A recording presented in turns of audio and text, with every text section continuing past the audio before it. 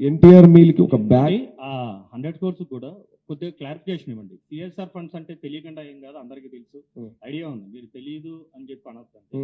ఏంటి అంటే 100 కోట్లతో మేము చేస్తున్నామన్నారు. 100 కోట్లు చేస్తున్నామంటే ఆల్రెడీ ఉన్నట్లు, ఎక్కడి నుంచో వచ్చేది కాదు కదండి. ఆల్రెడీ ఉంటే మనం చెప్పాలి, ఓకేనా? సో మీరు పోస్టర్ కూడా 100 కోట్లతో చేస్తున్నాం సేవా కార్యక్రమాలని చెప్పి చాలా క్లియర్గా మెన్షన్ చేశారు. సో అలాంటప్పుడు ఉంటే ఉన్నదాన్ని మేము ఇంత పెద్దది చేస్తున్నామని చెప్పాలి. అసలు లేని దాన్ని మేము సృష్టిస్తామని చెప్పడం ఎంతవరకు కరెక్ట్? ఎలా దాన్ని ప్రజల్లోకి తీసుకెళ్తున్నారు? ఆ 100 కోట్ల రూపాయల ఫండ్స్ అనేది సేకరించి చేస్తారా? అది క్లారిటీగా చెప్పాలి. మేము సేకరించి కాదు, 1000 కోట్ల రూపాయలు మేము సంపాదించి దాన్ని మేము ఖర్చు పెడతాం అనేది ఒక పద్ధతి. ఆల్రెడీ మా దగ్గర ఉంది 1000 కోట్లు, మేము ఖర్చు పెడదాం అనేది ఒక పద్ధతి. సో క్లారిఫికేషన్ ఇవ్వండి. ఒక సినిమాని మనం అనౌన్స్ చేసేటప్పుడు ఒక ప్రొడ్యూసర్ దగ్గర మొత్తంలో డబ్బు ఉండదు, ఫినాన్షియర్స్ అని ఒకటి ఉంటుంది. ఇది సినిమా కాదు. అదే సార్, ఇది సినిమా కాదండి. ఒక ఎన్జిఓ అన్నప్పుడు చాలా బాధ్యతాయుతంగా వ్యవహరించాలి. దానికి వచ్చేటువంటి ప్రతి రూపాయి కూడా ఒక సామాన్యుడి కోసం, ఒక పేద వ్యక్తి కోసం ఎవరో ఒకరు సహాయం చేసేటువంటిది. మీరు చెప్పిన సిఎస్ఆర్ ఫండ్స్ కావచ్చు, what ever it is. CSR funds అనేవి జనరల్గా ఎలా వర్క్ అవుతాయి అంటే, మనం ఆ గ్రామానికి వెళ్ళినప్పుడు ఆ గ్రామ కమిటీ ఏదైతే ఉంటుందో వాళ్ళని ఎడ్యుకేట్ చేయాలి. First point. ఇప్పుడు ఒక గ్రామంలో మరుగుదొడ్లు లేవనుకుందాం. ఆ గ్రామంలో మా టీము, ఆ బాధితుడు డైరెక్ట్గా టాటాకో లేకపోతే ఒక కంపెనీకో ఫోన్ చేసి, అయ్యా మా ఊర్లో మరుగుదొడ్లు లేవు, వచ్చి మరుగుదొడ్లు కట్టండి అంటే కట్టరు. దానికి ఒక ప్రణాళిక ఉంటుంది. ఫస్ట్ ఐడెంటిఫికేషన్ ఆఫ్ ది ప్రాబ్లమ్ని గుర్తించటం. 2, ప్రెజెంటింగ్ ద ప్రాబ్లమ్ని ఎలా ప్రజెంట్ చేయబోతున్నాం. 3, బడ్జెట్ అనాలిసిస్. అసలు మీ ఊర్లో ఎన్ని గడపలు ఉన్నాయి, ఎన్ని గడపలకి ఎన్ని బాయికాణాలు కావాలి, బాయికాణాలు కట్టిన తర్వాత మళ్ళీ వాటర్ ప్రాబ్లం ఏమన్నా ఉందా మీ ఊర్లో, ఇలా ఒక డీటెయిల్డ్ ప్రాజెక్ట్ రిపోర్ట్ అనేది ఒకటి ఉంటుంది. మనం ఊరూరు తిరిగి మన వాళ్ళని ట్రైన్ చేసుకొని రిపోర్ట్లు తయారు చేసుకొని లీగల్గా గవర్నమెంట్కి సహాయపడే విధంగా, హెల్ప్ అయ్యే విధంగా, వ్యతిరేకంగా కాకుండా దీన్ని వాళ్ళకి ప్రజెంట్ చేయడం జరుగుతుంది. It's a process sir. మనం ఇదంతా చేయకుండా 100 కోట్లు ఏ సిఎస్ఆర్ కంపెనీ మన ఎన్జిఓకి ఇవ్వదు. First point to be noted sir. And ఇంకోటి పోతే మేము 100 కోట్లతో చేసేస్తున్నాం అని ఎక్కడ చెప్పలేదు.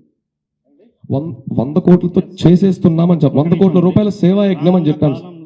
100 కోట్లతో సేవా యజ్ఞం అదే సార్. సో దాన్ని ఎలా ప్రాపర్గా చేస్తారు? మీరు చెప్పినట్టు ఒక టాయిలెట్ కట్టాలన్నా ఒక ప్లానింగ్ ఉండాలి, ఒక ప్రణాళిక ఉండాలి. ఇవన్నీ మాకు తెలియదు కాదు, గ్రౌండ్ లెవెల్లో ఉన్న వాళ్ళం, మాకు అన్ని క్లారిటీ ఉంటుంది. అయితే సో దాన్ని ప్రాపర్గా డబ్బులుంటే చేస్తామని చెప్పడం వేరు, మేము సంపాదించి చేస్తామని చెప్పడం వేరు, మేము వేరే వారి దగ్గర విరాళాలు సేకరించి చేస్తామని చెప్పడం వేరు. సో మీరు చెప్పేది సిఎస్ఆర్ ఫండ్స్ అనేది కేవలం బయట వాళ్ళ దగ్గర నుంచి ఒక విరాళంగా సేకరించి మేము చేస్తున్నారు అని చెప్పాలి. సో దాన్ని చెప్పే విధానంలో చాలా తేడా వస్తుందని చెప్తున్నాను. సో అందుకే అడుగుతున్నాను, 100 కోట్ల రూపాయలను మీరు ఎలా సంపాదించగలుగుతున్నారు? మీకు ఎప్పటికే ఏదైనా కంపెనీలు మీకు ముందుకు వచ్చాయా? అంటే కార్పొరేట్ కంపెనీలు ఏమైనా ముందుకు వచ్చి మీకు 100 కోట్ల రూపాయలను మేము ఇస్తాం, సో ఒక ఎన్టీఆర్ సంస్థకు మేము అందజేస్తున్నాం అని ఎవరైనా చెప్పారా? మీరు ఎవరినైనా అప్రోచ్ అయ్యారా?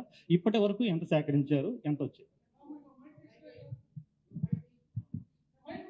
సార్ ఇదంతా ఒక పెద్ద లాంగ్ ప్రాసెస్ సార్. సేకరణ అంటే ఇప్పుడు మన ఆంధ్రప్రదేశ్ ఉంది సార్, ఎవ్రీ ఇయర్ మన కంట్రీలో కొన్ని వేల కోట్లు సిఎస్ఆర్ ఫండ్స్ బయటకు వస్తడం జరుగుతుంది. అందులో మన ఆంధ్రప్రదేశ్ ఒక 4%, 5% క్యాప్చర్ చేసుకుంటుంది.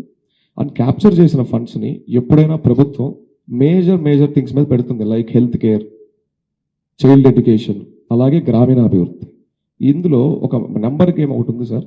రూరల్ డెవలప్మెంట్కి చాలా తక్కువ మొత్తంలో సిఎస్ఆర్ ఫండ్స్ ఇంప్లిమెంట్ అవుతున్నాయి. ప్రస్తుతానికి ఉన్న, నేను ఇంటర్నెట్లో ఉన్నది, ప్రాపర్ రికార్డ్స్లో ఉన్నది మాత్రం చెప్తున్నాను సార్.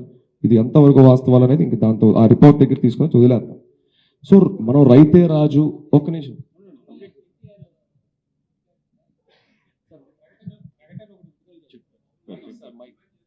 దాంట్లో మా పేరుతో ఎలాంటి డొనేషన్లు ఎక్కడ కూడా సేకరిస్తే వద్దని చెప్పారు వాళ్ళు. దాని మీద ఇవ్వాల్సిన అవసరం లేదన్నారు. మరి మీరు మీ సంస్థ, ఎన్జిఓ సంస్థ పేరుతో మీరు సేకరిస్తారా, లేదా ఎన్టీఆర్ పేరు చెప్పి సేకరిస్తారా?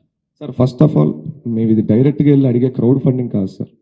ఒక కార్పొరేట్ అనేవారు వాళ్ళకి సిఎస్ఆర్ ఇస్తున్నారంటే మా నుంచి వాళ్ళకి కొన్ని అఫీషియల్ పేపర్స్ వెళ్ళాలి, మేము పెట్టే ప్రతి రూపాయికి లెక్క ఉంటుంది. వ్యక్తిని అడగట్లేదు సార్, ఎప్పుడు వ్యవస్థలను అడుగుతున్నాం సార్. హలో రూప్ గారు మా రిపోర్టర్ చెప్పింది, మా మిత్రుడు చెప్పింది చాలా క్లారిటీ. సిఎస్ఆర్ ఫండ్స్ ఒకటి మీరు ఎన్టీఆర్ పేరు తీసుకుంటారు కదా, నా పేరుతో అసలు ఎవరికి ఇవ్వద్దు అని ఎన్టీఆర్ గారి ఒక ప్రకటన విడుదల చేసినప్పుడు మీరు ఎలా ఎక్స్పెక్ట్ చేస్తున్నారు సిఎస్ఆర్ కింద పలానా కంపెనీ మీకు ఎందుకు ఇవ్వాలి? అసలు ఆ మాటకు వస్తే అది ప్రభుత్వాల పని కదా. ఇప్పుడు చెప్తున్నా మీకు స్వయంగా ఎన్టీఆర్ కార్యాలయంలో నా పేరుతో ఎవరికి డబ్బులు ఇవ్వద్దు, విరాళాలు ఇవ్వద్దు, ఫండ్స్ ఇవ్వద్దు అని చెప్పినప్పుడు మీరు ఎన్టీఆర్ మీరు కంపెనీ దగ్గరికి వెళ్ళి మీ సిఎస్ఆర్ కింద మీరు ఇవ్వాల్సిన నిధులంతా మాకేమని మీరు ఎలా అడుగుతారు? అసలు మీకు రైట్ ఎక్కడుంది అని అంటే ఏం చెప్తారు? ఇవ్వాల్సిన నిధులన్నీ కాదు సార్, ఆ ప్రాబ్లంకి కావాల్సినంత నిధి మాత్రమే. ఇంకోటి వచ్చేసరికి సార్, మనది official registered NGO sir, paper work అంతా ప్రాపర్గా ఉంది. సో దీనికి ఒక అకౌంట్ ఉంటుంది, దానికి ఆడిటింగ్ ఉంటుంది, అందులో ఉన్న ఏ రూపాయిని ఎవరు టచ్ చేయలేరు ఫస్ట్ పాయింట్. అండ్ ఇంకోటి మీరు అన్నారు ఎన్టీఆర్ గారు ఎవరు ఇవ్వద్దు అన్నారు అని. అదే సార్ నేను అంటుంది, ఒక వ్యక్తి దగ్గరికి వెళ్ళినప్పుడు ఎటువంటి పేపర్ వర్క్ ఏది అవసరం లేదు. ఆ వ్యక్తి దగ్గర 2 ఎమోషనల్ మాటలు మాట్లాడో లేకపోతే ఇంకేదో చేసో మనం డబ్బులు వాళ్ళ దగ్గర వేయించుకోవచ్చు, కానీ మేము తప్పు చేయం. ఫ్యాన్స్ ఎమోషన్స్తో మేము ఆడుకోం. కార్పొరేట్ దగ్గరికి వెళ్తున్నాం. రెండోది పోతే ప్రభుత్వం పని కాదు సార్, ఎన్జిఓస్ పని ఉంటుంది ఎక్కువ శాతం. అంటే నాన్ గవర్నమెంటల్ ఆర్గనైజేషన్స్కి ఎక్కువ సిఎస్ఆర్ ఫండ్స్ వస్తాయి, వాళ్ళే అలాంటి కార్యక్రమాలు చేస్తారు. ఉదాహరణకి చాలా బ్రిడ్జిలు మన ఆంధ్రప్రదేశ్లో కూడా వరల్డ్ బ్యాంక్ లాంటివి పెద్ద పెద్ద కంపెనీలు కట్టించున్నాయి, 100 కోట్లు ఇన్వెస్ట్ చేసి. సో మనం ఎంత పెద్ద రాష్ట్రంలో ఇంత పెద్ద వాలంటీర్ నెట్వర్క్లో మేము ఎంత పెద్ద ప్రోగ్రామ్కి చెప్పిన నెంబర్ 100 కోట్లు మాత్రమే. హిట్ టీవీ యాప్, ఇందులో short news, live news, entertainment shows, movies, digital magazines తో పాటు మీ జిల్లా వార్తలను కూడా ఫ్రీగా చూడొచ్చు. ఇంకెందుకు ఆలస్యం, వెంటనే హిట్ టీవీ యాప్ ని డౌన్లోడ్ చేసుకుని ఫ్రీగా ఎంటర్టైన్మెంట్ పొందండి. Hit TV app. Hit TV app. Please download hit TV app. Hit TV app ని ఫ్రీగా డౌన్లోడ్ చేసుకొని ఎంజాయ్ చేయండి. మీకు నచ్చిన ఎంటర్టైన్మెంట్ కోసం హిట్ టీవీ యాప్ ని ఫ్రీగా డౌన్లోడ్ చేసుకొని ఎంజాయ్ చేయండి. హిట్ టీవీ యాప్ ని డౌన్లోడ్ చేసుకుని ఆస్వాదించండి, ఆశీర్వదించండి. ఇంతమంది సెలబ్రిటీలు హిట్ టీవీ యాప్ ని డౌన్లోడ్ చేసుకోండి అని చెప్తున్నారంటే ఎంత మంచి యాప్ ఆలోచించండి. అమెరికా అమెరికా అమెరికా అమెరికాలో చదవాలనుకునే వాళ్ళకి విశ్వసనీయమైన పేరు మన శౌర్య కన్సల్టెన్సీ. UK లో 1 year masters. UK లో 1 year masters. 2 years work permit up to 5 years visa. Contact Saurya Consultancy. Contact 89851 89851.